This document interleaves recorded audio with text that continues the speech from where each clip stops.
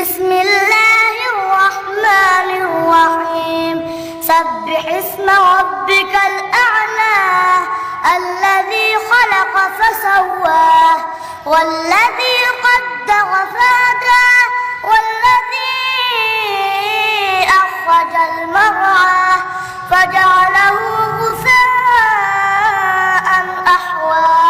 سنقرئك فلا تنسى إلا ما شاء الله إنه يعلم الجهر وما يخفى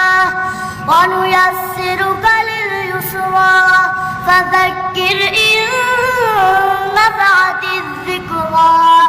سيذكر من يخشى ويتجنبها الأشقى الذي يصلى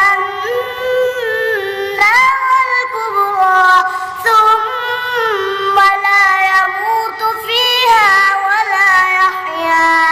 قد أفلح